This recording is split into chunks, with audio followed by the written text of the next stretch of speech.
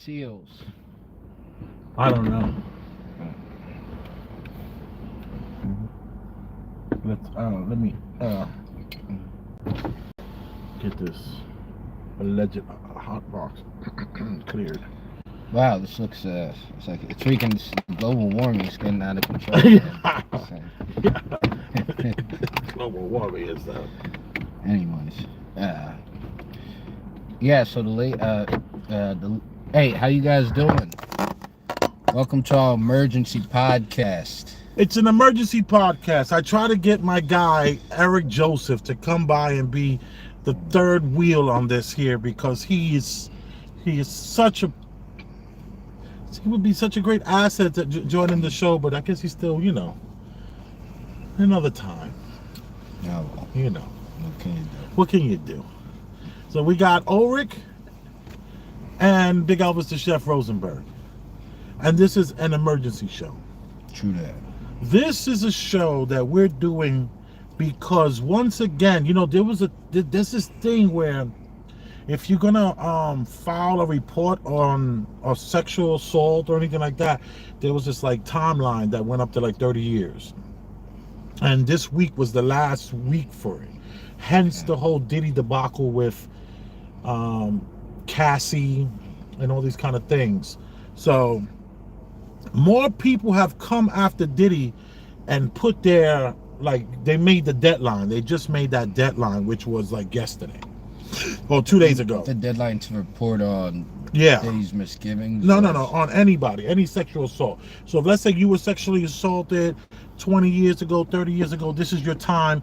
Your time is almost up. And the timeline, now it's over. They're not taking in any more submissions. And I'm sure they've gotten thousands for just regular people, everyday yokels. But a lot of these celebs are being targeted, so to speak, allegedly being targeted. I don't know if I can agree with that targeting. I would say that it was more like timing. Wait, is the 20-year thing that you can now attack them civilly? Yeah, the statute of limitations. For a civil suit, maybe, or just like I don't know. Definitely for civil. Because that would change. Because that's what. Yeah. Okay. Yeah, for civil suits. So there was like a statute of limitations at one time. Those statute of limitations are over. Okay. So we're doing an emergency meeting, emergency pod, because I thought it would be great content for us to kind of just take it slow, spend a little time on this thing here. So what we have is there's this woman named, they refer to her as Jane Doe. I listened to a podcast where an attorney read the whole entire thing. Okay. So the affidavit. So there was an affidavit. And in this affidavit, it alleges that Diddy and Aron Hall. Remember Aron Hall? I don't know who Aron Hall is. Aron Hall is the guy from Guy. You remember the guy, the group Guy? They had the songs, was it Baby I'm Ready to Give You All of My Love, All of My Love, maybe just a little bit, I wanna give you all of it. And then what else is the word that they did? Remember those let's chill, let's settle down. That's what I wanna do. Wow, I never heard of this man. Yeah. Well, Aron Hall, he was down with the group called Guy. Okay. And this was 90s, man? Or something? This was in the 80s and 90s. Okay. He's 59 years old now. Okay. So then, what you start thinking about is, wait a minute, Aron Hall was the guy who was the lead singer in the group Guy. He then tried to have a solo career that never worked out. And he also was with this video vixen named Gloria Velez, or Valdez. Velez, right? Let's just say Velez, right? Never heard of this person. Hispanic chick, a little bit of crooked teeth, but cute as a button. Okay. Beautiful body, beautiful face, and she was taking the video world by storm at one time, and she also was with Aron Hall. They had a child together.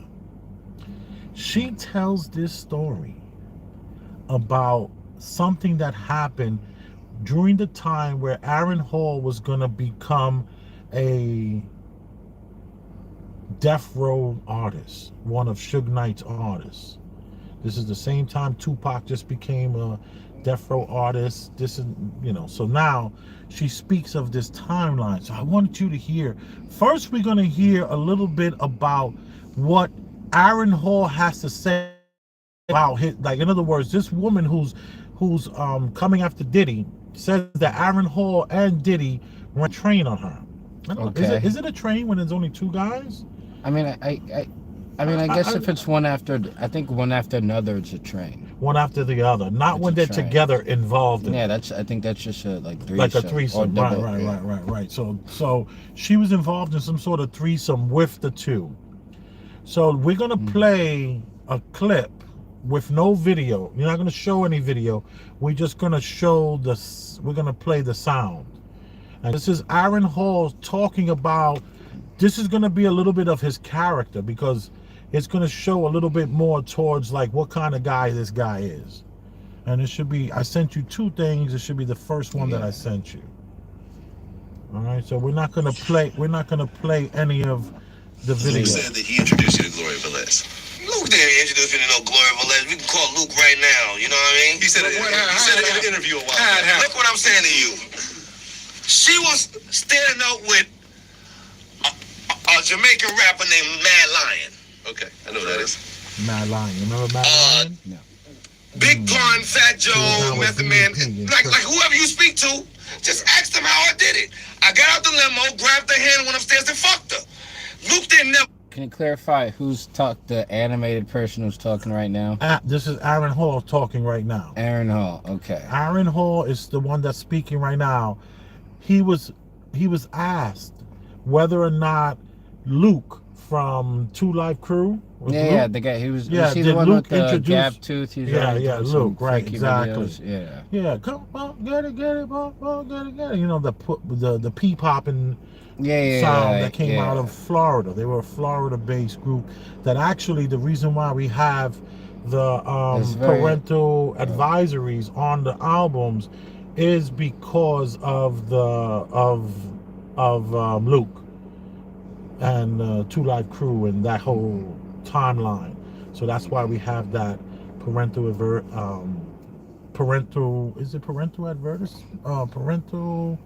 something. What is parental that? Advisory. Is it parental advisory? Is it the sticker that's on top of all the albums that say it's explicit language? They know what you mean. Well, it's because of Luke. And the question was, did Luke introduce you to Gloria Valdez? And he's saying that no, Gloria was with the reggae artist. Who did he say the reggae artist? That's the guy who was down with. Who's he? He's the guy who's down with BDP, which is the not Public Enemy. What's the other? Who BDP is KRS-One. KRS-One. He was Boogie Down Productions. Boogie Down Productions, and Boogie Down Productions had a Jamaican artist that was. Remember they had a put your guns in the air and wave them like it just. I can't remember any of Mad Lion stuff right now, but he's saying nah, she was with what's it called, and he says basically he snatched her up and took her up in the room and laid the pipe. You know, he was laying the pipe down like a plumber on their first meet or whatever have you. So that's where we're at right now. You can press play. Okay. Does that help in any way, or no, are you still confused? I mean, Mad Lion, the guy's name was. No, I mean, give me more context. I just wanted to clarify when people talking on, because it's not like multiple people are talking at once. I once. love Luke to death. He just had on. But can't nobody look? The reason why he's saying he introduced me to because it's a good thing to say. Okay, I introduced Aron Hall to this girl. I took her. Me and Gloria's cool. Oh, that's Archbishop Don Juan. Bishop Don Juan.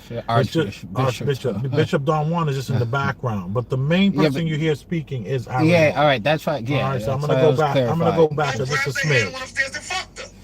Luke didn't never fucking introduce me to anybody. Okay. In his life, I love Luke to death. He just had on. But can't nobody look? The reason why he's saying he introduced me to because it's a good thing to say. Okay, I introduced Aron Hall to this girl. I took her. Me and Gloria's cool. We got cool in 2 weeks. You feel me? I'm a boss. I ain't gonna argue with you about no shit. And you an umbilical cord bitch. You fucking 35, 36 years old. I'm not gonna disrespect you, but I'm a boss motherfucker. And I love my son, so I ain't gonna break probation by fucking with you and not being able to speak to him again. Right. You feel what I'm saying? But when I speak to a nigga that got dick and balls, he can never say introduce me to no bitch. Nobody ain't never introduced me to a bitch in their life. I wish they did. The thing is that you can ask Gloria though. It have nothing to do with me. I don't like talking about no man. We know Adam first. You know something? I just remembered that Gloria had tattooed Aron's right above in black, red, and green. Right above her vagina.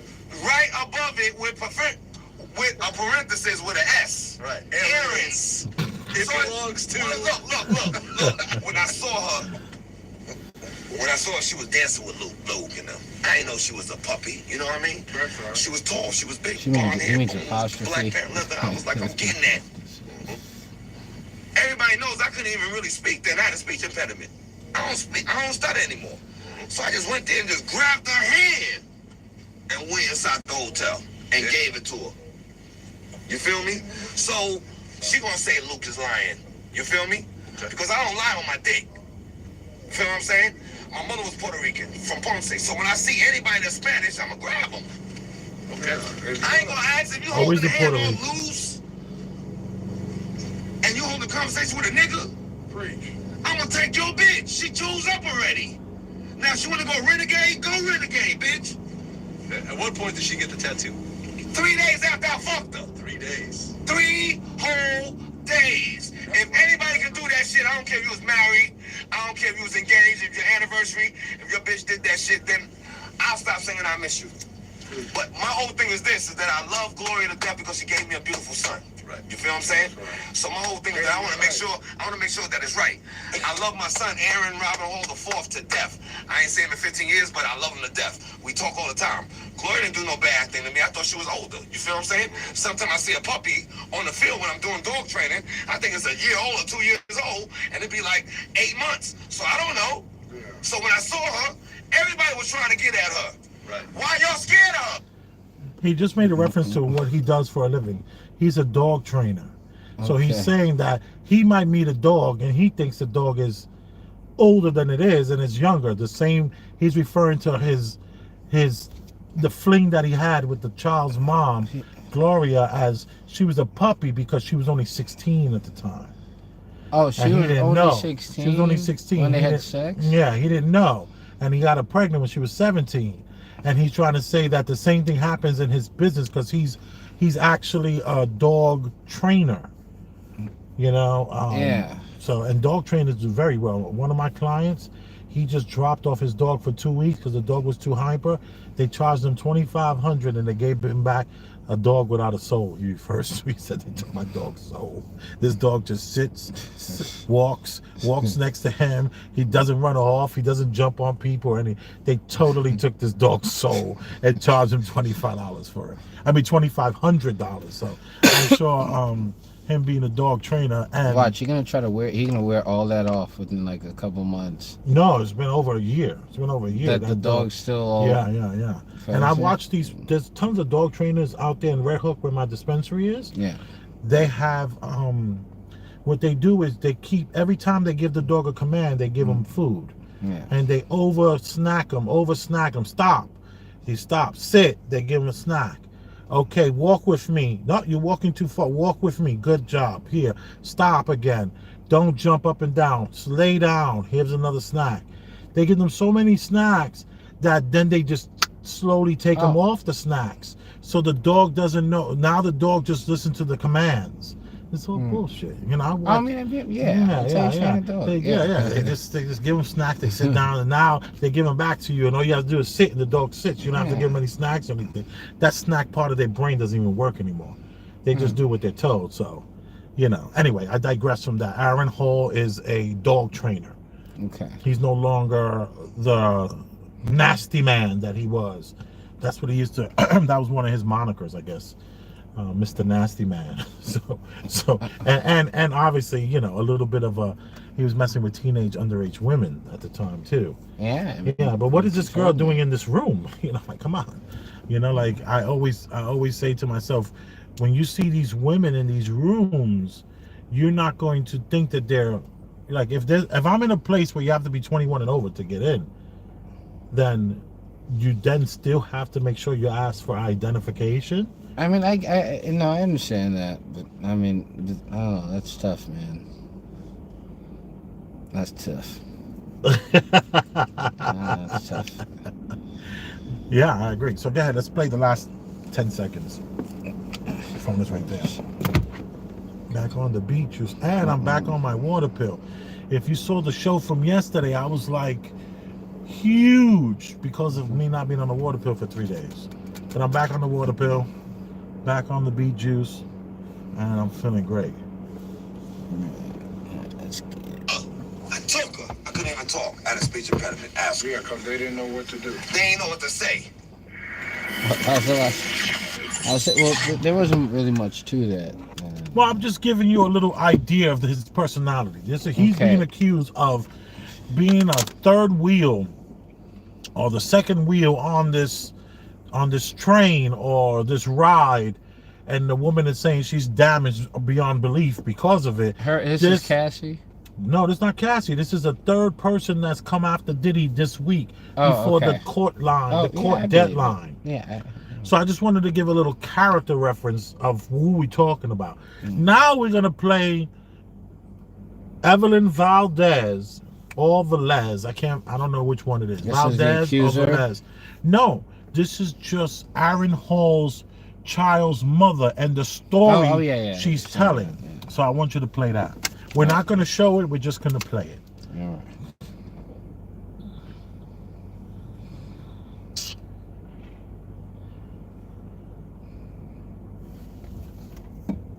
Life. So yeah, let's get right into it, okay? So it's the year 1996. I am dating Aron Hall. I am 17 years old and pregnant at the time, I know. We're actually in LA, and he was going to sign with Death Row Records, okay? So he's recording, doing music, you know, he's doing video shoots, and I was, you know, part of it. We were living out in a hotel, you know, because we wasn't, you know, living there. We was just recording, and he was just getting a feel of the whole, everybody was going to sign with Death Row. You know, you got Pac, you got Casey and JoJo, you got Snoop. It was amazing to be a part, you know?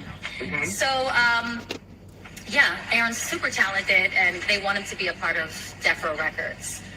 We were invited to a Mother's Day event, 1996, and all of Death Row family and friends were supposed to join, come and watch, you know, their relatives perform for them. So I thought that was a beautiful thing.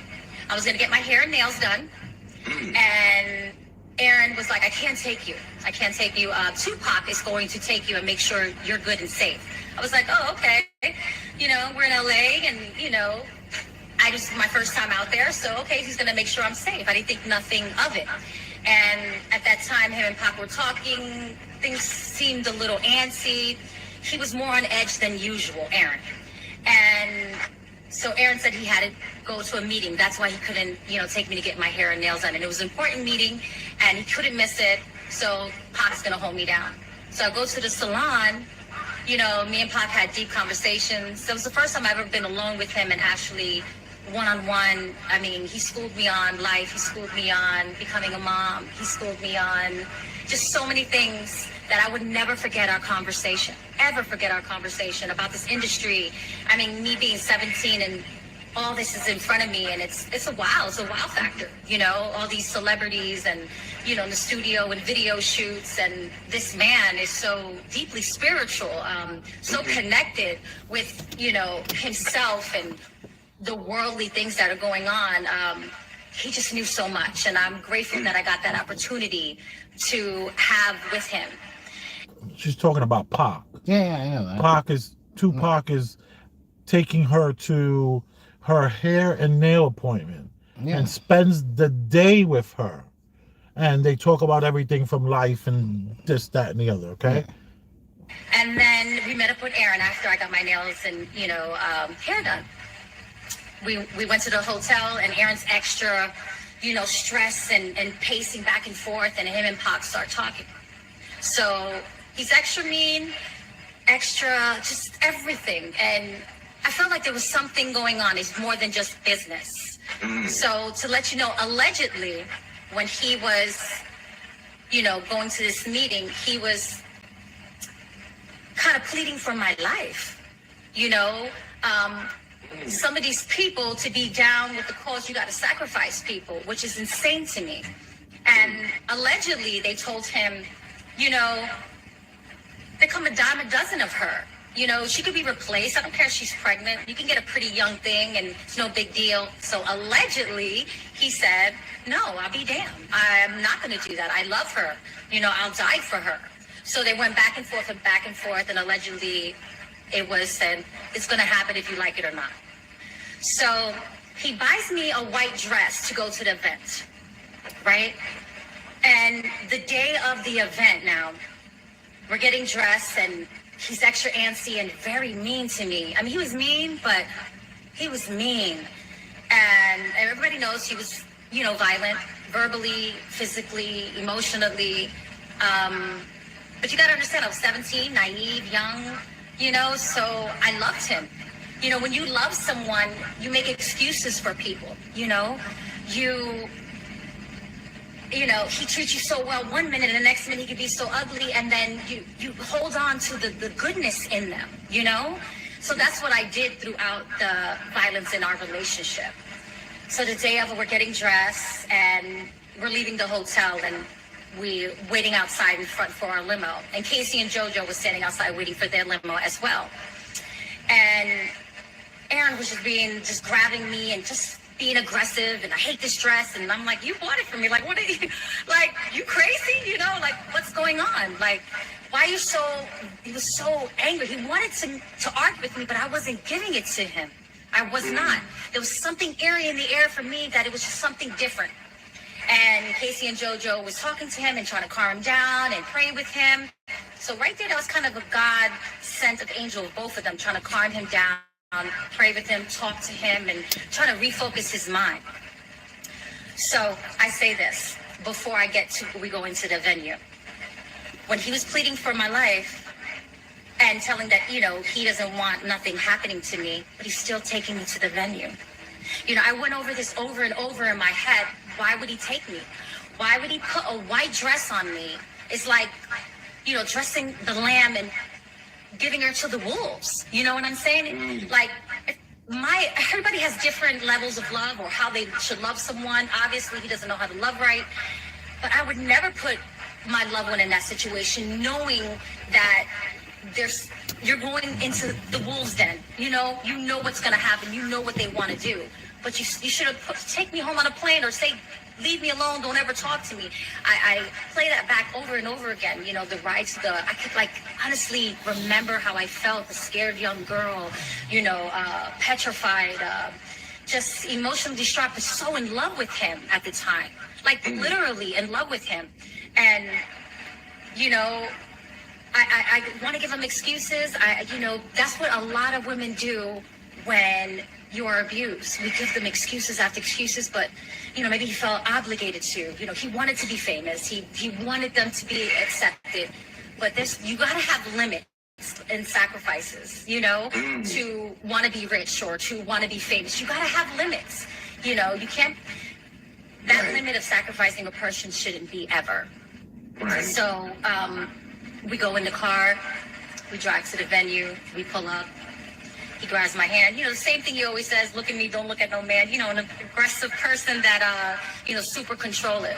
The same routine. We walk in. So when we walk in, before we enter the venue, of all the people and the cameras and all the family that's sitting down at the tables, this old lady was walking out, being escorted out, actually.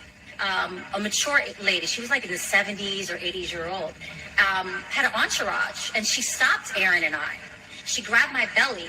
And I was only 4 months, but super skinny. I wasn't even showing. And she says, don't worry, your son is going to be all right. He's going to be healthy and he's going to be good, which we didn't know if we were having a boy or a girl. Then she looks at Aron and tells him, you know what? You be good to her. You protect her. And she prayed on us. That's God. God sent an angel right there because his whole demeanor changed.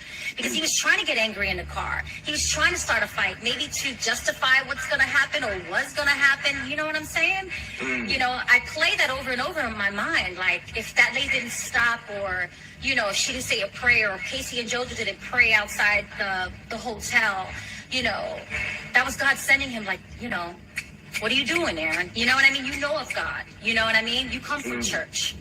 Right, So we walk into the venue, cameras, you know, video cameras, taking pictures. So we greet people, still by his side. We walk into the back of the venue, you know, because there's a stage, and so we walk in the back of the stage. He pulls a chair to the side of you know, you see the stage, and there's the back entrance when you're performing and you're waiting to go on stage. So he puts a chair to sit here. I said, okay. But he was serious and aggressive. I was like, damn, he's like, I'm still have no idea. I'm oblivious of what's going on or what's going to happen or what they tend to do. This female, like, runs towards Aron, and then he walks her halfway, grabs her, and they start talking, and they're in each other's face. So a 17-year-old's mind, you know what I'm thinking? They fucking. You know what I'm saying? Right? She's approaching, she's screaming, so I'm thinking, oh, I'm here, I'm pregnant. Right. You know, she's upset, Aron's a hoe, you know, he's a nasty man, you know what I mean? Right. I'm like, listen, what's so crazy and mind-boggling to me, like, I would never hit Aron back, even though he was physically, you know, physical with me. But anybody else that would confront me, I would fight. I was a fighter. I was brave. But with him, I didn't step up for myself until I had my child. Then I was like, enough is enough. But so when she was screaming, and I was like, what up, bitch? Let's go, you know? So that was my mentality as to hot. Even though I was pregnant, I was like, let's go, bitch. So I'm thinking Aron's fucking her. She's upset. I'm here. He brought me here. So the mood changed. People started moving towards Aron and I, men. And then I said, ooh, it felt eerie. I said, something's different. This is not you know, I'm fucking your man. This is you know, when you're hard, you feel something's wrong. Right. Okay. And then, so I shut up quick. I like was looking at the room and seeing, I'm trying to figure out what the fuck's really going on. Because I see the fear now in Aron's face. Like, shut the fuck up. You know what I mean? So I see the fear that it's more than just they fucking, right? So within the commotion and people started moving towards, and you see the dudes, Pac runs. He runs towards Aron, grabs up the girl, and says, nobody fucking touch her. Points to me. And he goes, she's family, she's Aron's wifey. I told you nobody fucking touches her. So I looked and I was like, my mind's like, what the fuck is going on? He drags her out the side of the door. You know, there's always like back entrance to lead outside. And it was a back entrance, and a lot of people follow. When Pac moves, people follow. And they followed him outside. And then Aron stand in front of me like a guard dog. He was like, don't move, don't say shit. I'm like, yeah, I had no idea what was going on. So we waited patiently until Pac came inside. And, you know, my heart's racing because, you know, your senses tell you something's wrong. That this is not right. You know, especially the people that you see around in the back. You know, it's not like we're in blue tuxedos, you know, we're in an all-white party. You know, we got some thugs, we got some gangsters, you know, it's real live shit that can go pop off. And I got that, but I didn't know how real it was going to get, or what they wanted to do, I should say. So Pac comes in and comes up to us and be like, you know, you guys are good. And looks at Aron and says, don't stay long. Like dead up like that, don't stay long. And then hugged us and then went on stage. And he's my God, not knowing at that point he was my angel. He saved my life. I mean, I'm happy that Aron stood up and bragged and he was like, no, you know, but I'm mad that he brought me there anyways, you know, because he had a choice. You know, God always gives you a choice. Demons always give you a fucking choice. You know, that was his choice to bring me there to those wolves, you know, a lamb 17 and pregnant. Yeah. So maybe he was contemplating with himself. I don't know if he was battling himself, but Pac saved my life.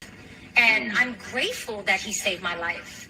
And we stood for a little while and we said goodbye. And before we said goodbye and left, one of the demons came up to me and said, "You're blessed," and said a bunch of other things that I will not say, but I mean, I was looking a demon in the eyes. He was telling me that you almost got, and I felt it in my soul. Like when he stared at me and looked at me. I think she's talking about Suge Knight. When she's saying the demon looked her in the face and said, "You're blessed." I think she's talking about Suge Knight. And was like, "Oh, you just passed, you almost died." Like, and I felt it. Like I felt his aura, his heaviness. You feel that shit, And then we left, and then we went to the hotel. He didn't go to any other recordings. He didn't go to any other video shoots, and we went on a plane and left. A few days later, we never turned around. And then 4 months later, Pac dies, and I was devastated, because in the beginning, I didn't know that he saved my life. I know he saved maybe an ass whipping because it looked like more than one wanted to kick my ass, but I didn't know the reason that they wanted to leave me to die. The setup allegedly was to make it look like a gang thing, beat her up to death, and leave me on the side of the road somewhere. So that's what allegedly they were supposed to do. And whatever else, because there was dudes approaching. So it wasn't just a female, she had dudes with her. What was her purpose? The female. To drag me out, to start it off. Remember, it's all about a look. So it's got to look like gang-related, grabbing up another girl, dragging her out of the venue, and then whatever dudes and the guys beat me up, rape me, whatever they wanted to do, and leave me on the side of the road for dead. So that was the plan.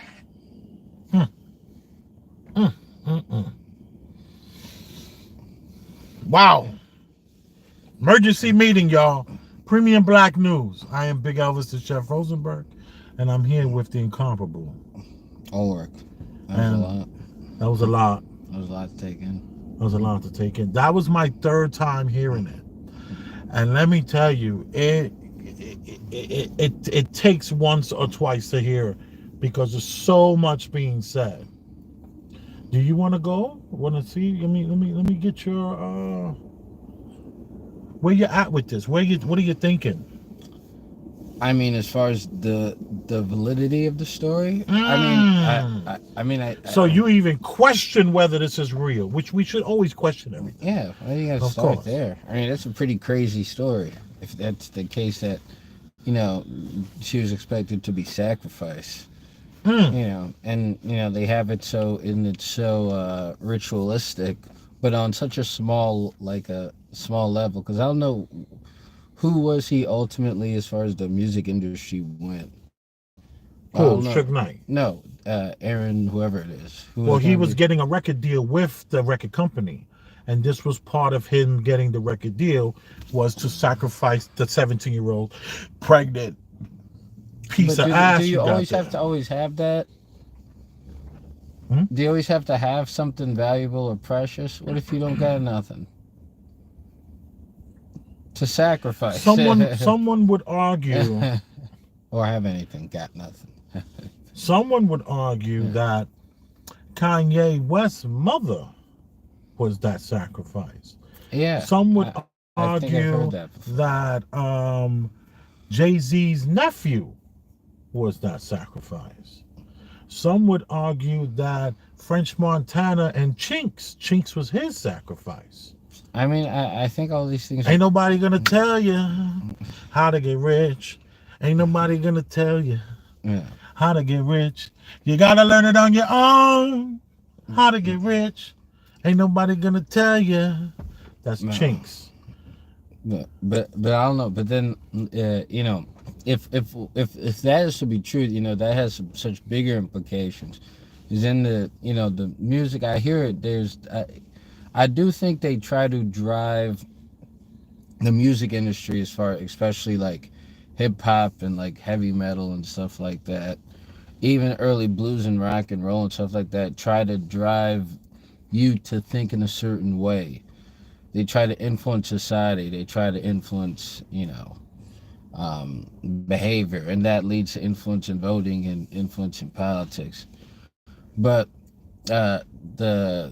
but to the extent that it's like they're putting the devil into people, I do think that exists on some level, as far as making people more materialistic and making people more prone to violence and prone to lust. And so I do think by virtue it is kind of doing that. So that being said, if the fact that unless you argue that people just buy things that are lustful and buy things that are violent, and we see that in movies and music, so that's why they're producing it, or that's why they're peddling, that's why it's happening, or there's an agenda to push society towards that kind of hedonistic society overall, to destroy God once and for all, because all the values will be destroyed, because all the kids would have none of that, moving forward. All right, that being said, I don't is it true? I don't know. She seemed genuine. I didn't really see. I don't know. Is she planning anything? Lawsuit wise? No. Yeah.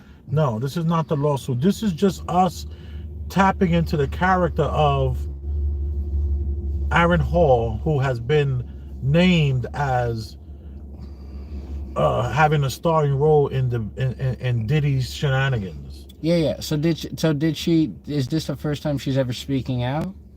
Velez? I don't know, but she has a podcast that I intend to watch and learn some more.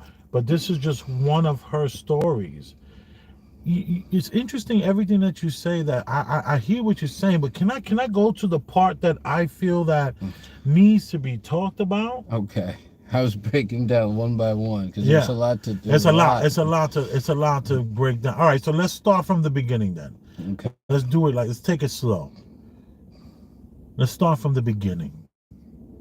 We have a woman that has to go to get her nails and hair done. Tupac becomes her what's that called? Escort chauffeur. Yeah, he becomes her escort, right? Yeah. Well, what's that when a person like in school they have to have chaperone? Chaperone. There you go. So Chaperone. Tupac becomes her chaperone.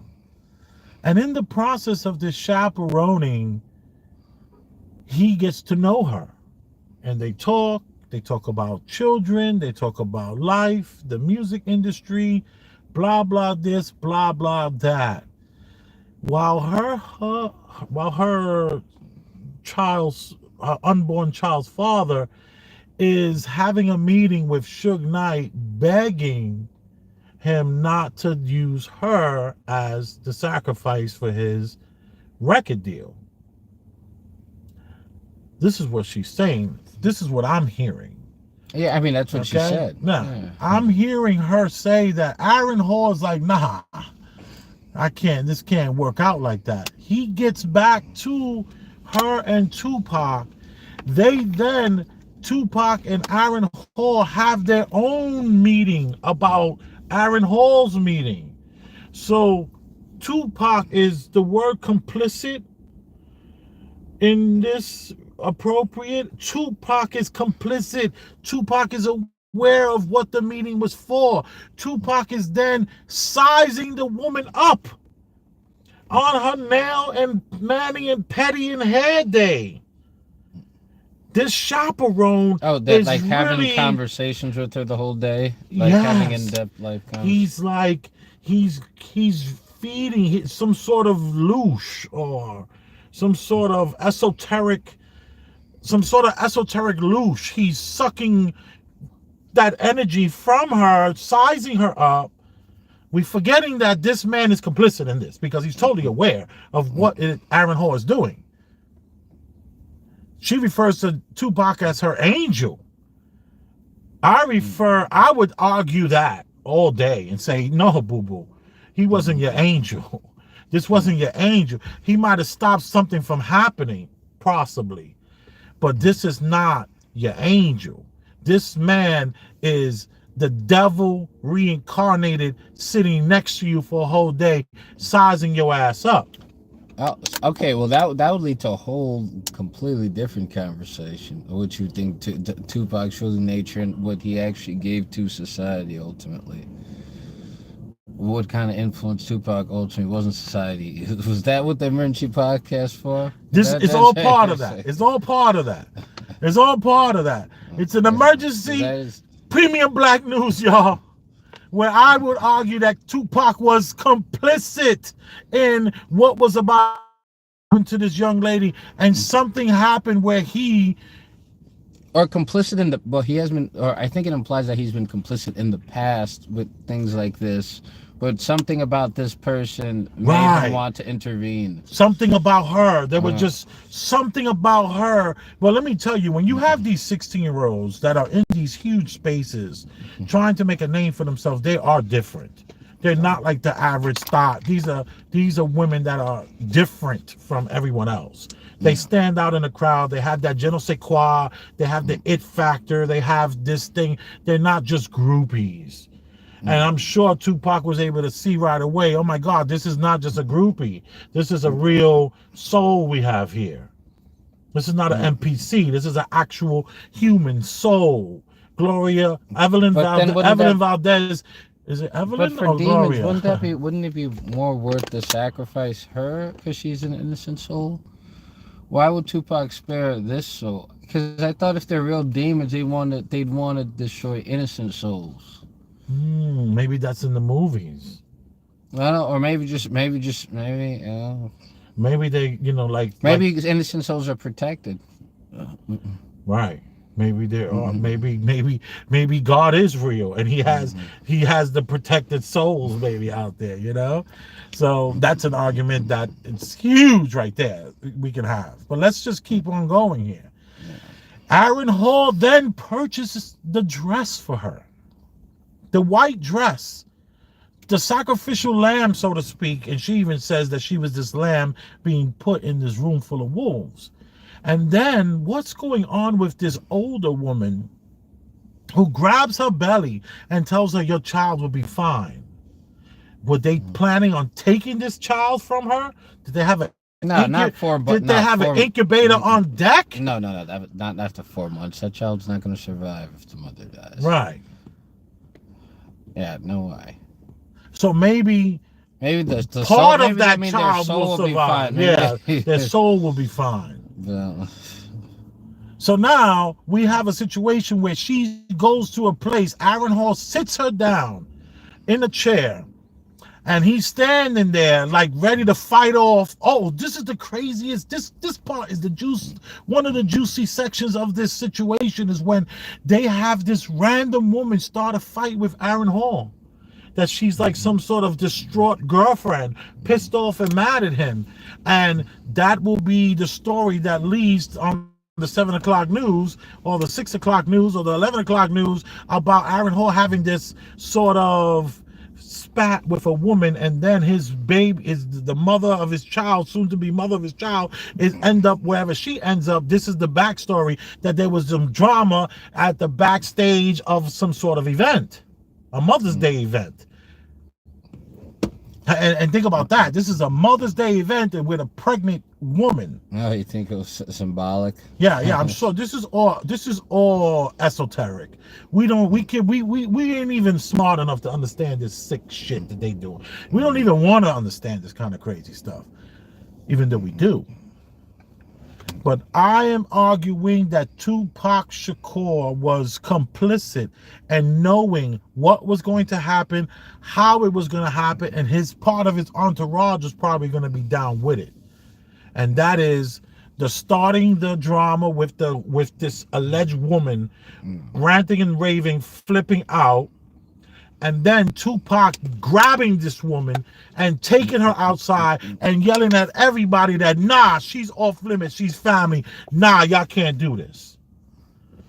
I mean, that's pretty telling. If that's true, that definitely gives credence to the entire story. If the Tupac part story is true, it gives credence to the whole idea, because she just assumed, because I guess Aron told her that this sacrifice thing was happening. No, this is stuff that she's learned as time went by. But she didn't know anything that was to be a sacrifice. She just knew she was wearing a dress. yeah, but going he to told an her event. after. Yeah, but who after the event? Aaron told her after. Yeah, we don't know what happened. It might have taken years for her to put the puzzles to this. Oh, or thing she together. put it together. So it wasn't clarified how she found out, but she just said that she found out. And she this used the was word case. Allegedly, she was about to be sacrificed to these wolves, these entourage, so to speak, people who were going to kill her, gang rape her, and leave her somewhere disgusting. And then it would be some sort of because of what happened with Aaron Hall and this other alleged woman and the beef that they had behind the scenes. Yeah, but I wonder if maybe she, now looking at it from that way, maybe she's putting this together backwards, because she's saying allegedly, because she's saying maybe all this weird stuff happened and Tupac did intervene or something like that to say And said that up. she's off limits. She's off limits, she's family, and then she started to see little habits like one the white dress, the weird meeting, the emergency meeting that happened beforehand. Right. And then, I'm sure maybe someone did articulate to communicate to her that these people are demons and these people are terrible. So, and then she's recalling this night and she's putting these things together. I honestly, if all those things happen to me circumstantially, I'd be suspicious, especially if I'm in that hanging out in the music Seriously. business industry. I'd feel that, way too. So, it could be that she is putting this together backwards, but I don't fully blame her for coming to these conclusions. I don't think it's too crazy. I don't think it's like she's Far-fetched. insane or far-fetched or absurd. Right. But I don't know where she officially heard the sacrifice, the aspect of that. But I would be very suspicious of all those circumstances together that something really odd was going on. Yeah. Yeah, and I wonder how many other events was Tupac privy to. And then here's the thing. Is things like this happening because there's this Illuminati aspects of it that we keep hearing for years? I first heard about it in 2015. I had one of my employees. He would not stop talking about Illuminati. I want to fire him. I said, there's no such thing as Illuminati. It's hard work. Pick up these fucking boxes and I don't want to hang them out. But he was nonstop, Illuminati. I was like, yo, dude, you got to stop talking about this stuff. That stuff ain't real. It's about boots. I was a bootstrap. I used to believe you get up early enough and you stay long enough, you're going to make a lot of money and you're going to be able to take care of your family and you're going to have yourself a viable business. And in 3, 4, 5 years, you can open up a second one. And then after 3, 4, 5 more years of that, you open up a third one. And your life is going to be great. I don't know. Maybe it could be just maybe I don't even know what advocate I'm playing, but it could be that people are so concerned with appearances in this kind of entertainment industry that they kind of do odd secretive things. Like maybe he wasn't even really having a business meeting and he wanted to save face or something, so he pretended he was having some secret meeting. Like, people act oddly in that kind of industry, I think, to save face. And it might come off, and people just try to hide little things. And so many people are trying to hide little things that it seems like everybody's hiding some bigger thing. But everybody's just confused as the next person. But who knows? Who knows? I would argue that, not that I would argue, I would wonder and question this. Is this just some horrible way to believe you're supposed to act? Because let me just say this, right? Let me story time. Maybe this might be story time.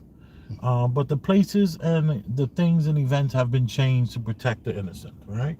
And I was growing cannabis in the Bronx, right? I had 2,500 square feet of this space that I was growing cannabis in. And I wound up hiring this guy. And this guy that I hired, we would refer to him as the baker. Okay, he was my head grower. And he sold me this huge idea and dream about how good he can grow and how much growing he's done. So I trusted in the guy, and I spent a lot of money to get this up and running, right? And this guy started to do weird things. And I just was like, this guy seems like a regular, everyday good guy. You know, he looks like the kind of guy who would, you know, help the old lady across the street with her groceries or up the flight of stairs. He seemed like this really wholesome person. And then he turned around and became a little bit of a piece of shit. And I was like scratching my head. Why is this person acting this way? Because I get a call from my electrician. My electrician calls me up and says, yo, I don't want to ever talk to the baker again because the baker slept with my girlfriend. And I was like, what?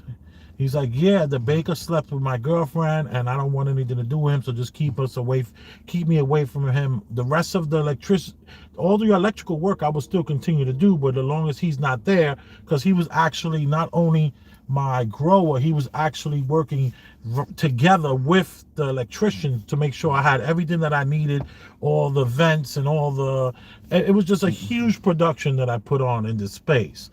It was 2,500 feet. So the baker wound up, he said, so what are you going to do about these clones? I said, what clones? Clones are the little plants that you make off the mothers. You cut them off the mothers and you put them and you wait for the roots to grow and then you can plant them. Yo, this dude took 5 cases of, let's just say, over 200 clones, right? He stashed them at the electrician's house. So the electrician is calling me like, yo, what you gonna do with these? I said, yo, dude. So I asked the baker, I said, why did you steal all those clones? I'm confused. What were you gonna do with them? He said, oh, I just had this fantasy about going all over New York and just planting them all over the whole city just to like get a little buzz going. And I was just like,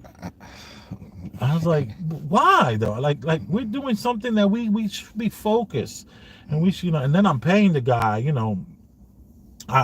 For me, I thought he was doing really well. I was giving him $400 cash a week, plus half an ounce a week. So he's getting a half an ounce, and at the time, a half an ounce at the time was $250.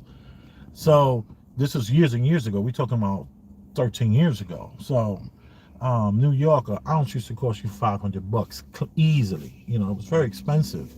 So I was giving him that just to have him aboard, and we were gonna, you know, see how this thing goes, and let's start to grow and all that kind of stuff. And I remember talking to my wife, and I was like, "What's up with this dude?" She says, "Baby, you know, when a person does things that might be a little illegal, they start to act like criminals, and they start to plant these seeds of this is how I'm supposed to move." So you got this nice crunchy granola kind of guy who's never done a crime in his life, very honest, very forthright, that starts to now become a piece of shit because he starts to feel like he's part of some sort of criminal world.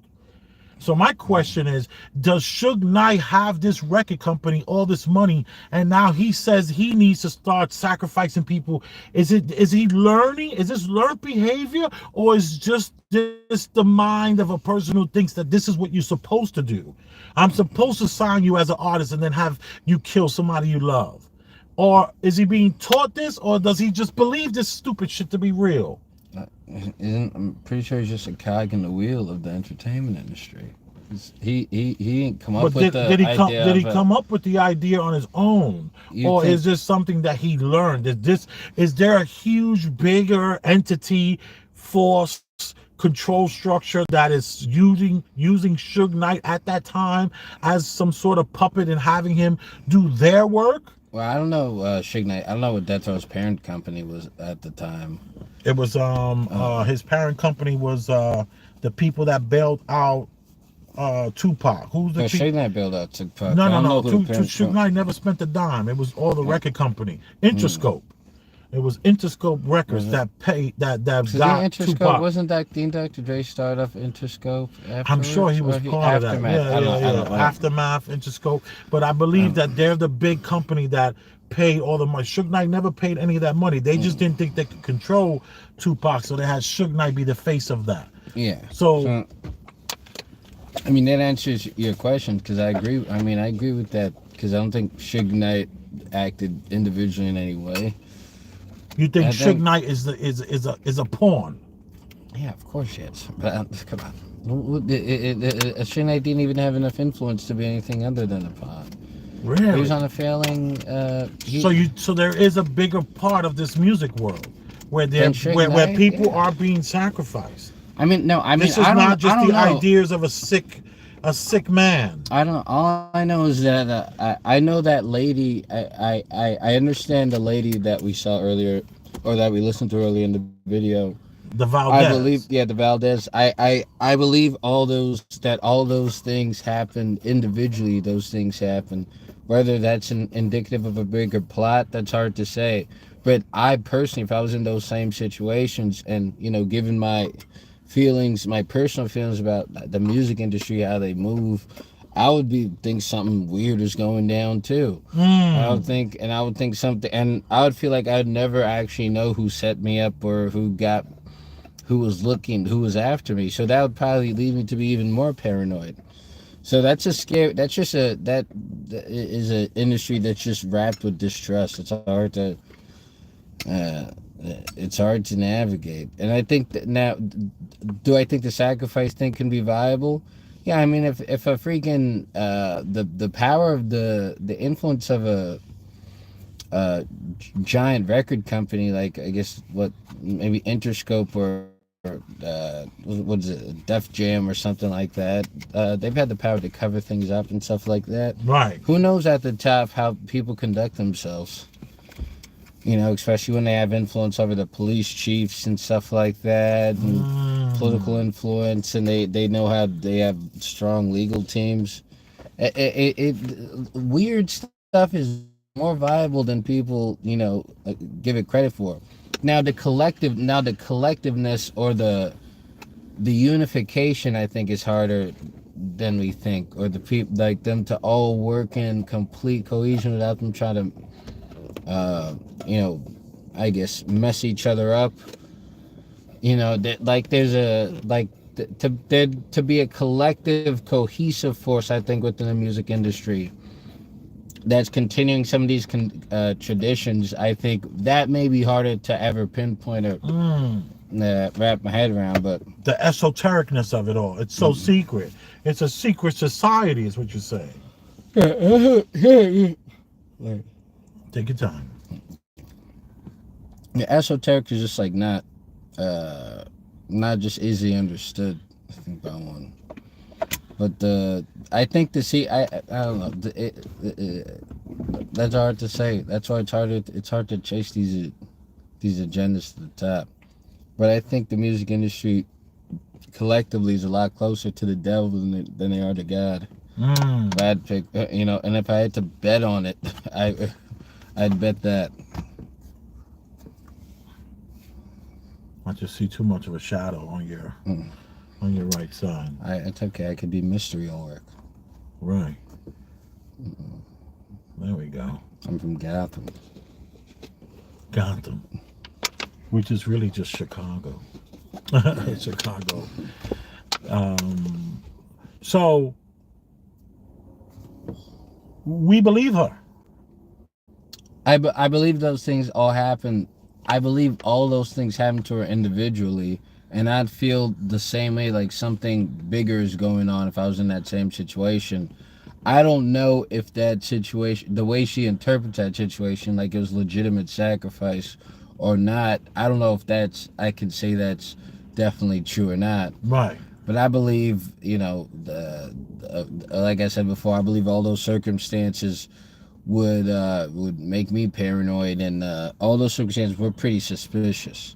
Right. And pretty odd. The it white would make dress. one think that you're being set up in some way. Yeah. Something, I think, I wonder if not.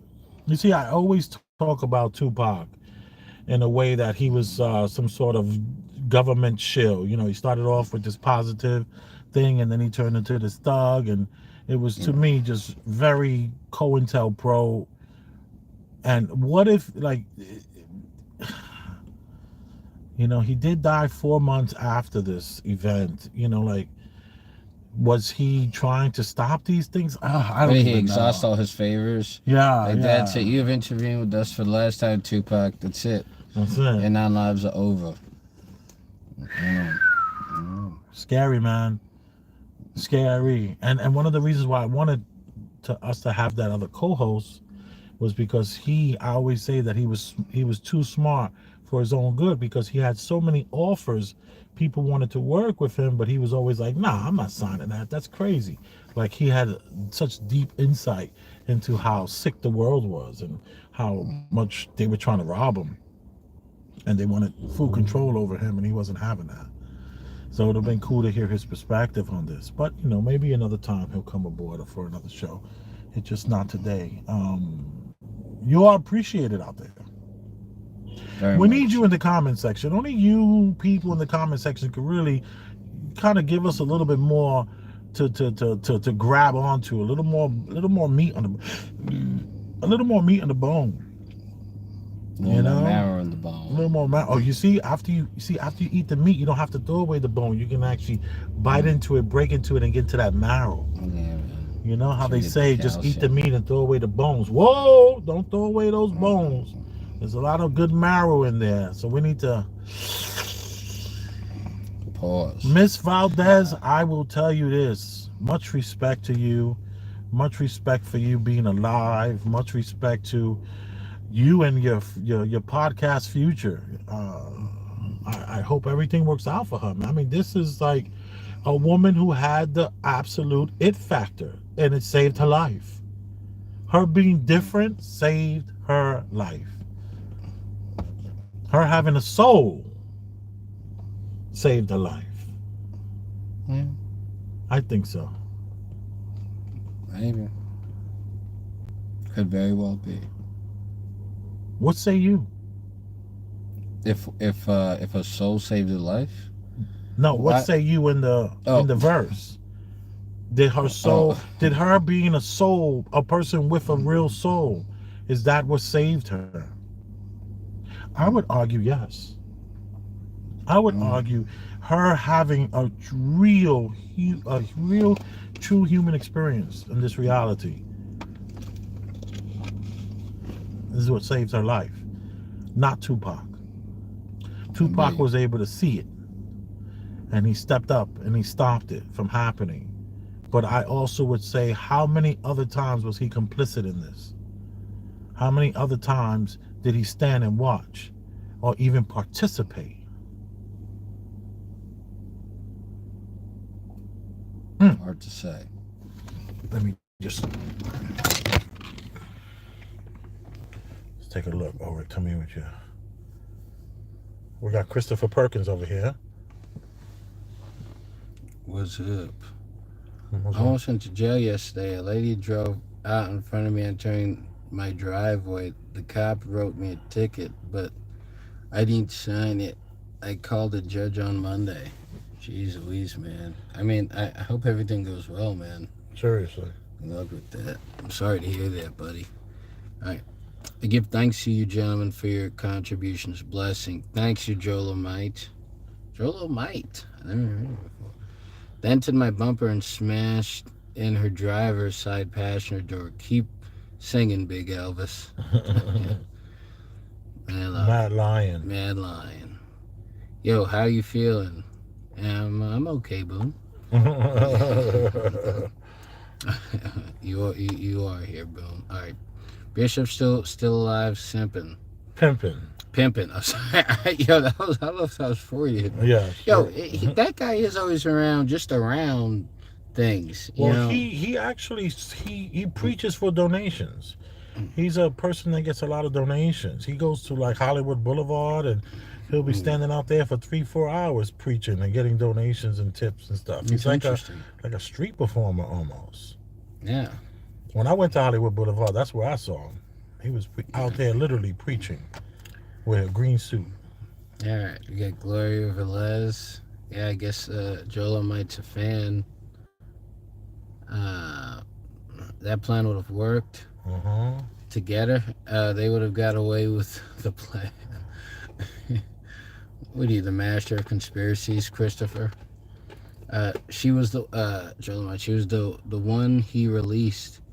How many didn't make it out? Yeah, Exactly. they're wondering that. Yeah. Exactly.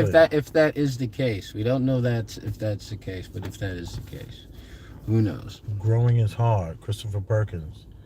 Well, Christopher, good luck with that situation, man. I'm glad that you're okay, and you it's just the vehicle. And like my father always says, if money's your problem, then you don't have a problem, because you might have a problem that no matter how much money you have, won't solve it. So just think about that. You are appreciated. I'm Big Officer Chef Rosenberg. I'm over. And we're Premium Black News, doing what we can to help you out in this, mundane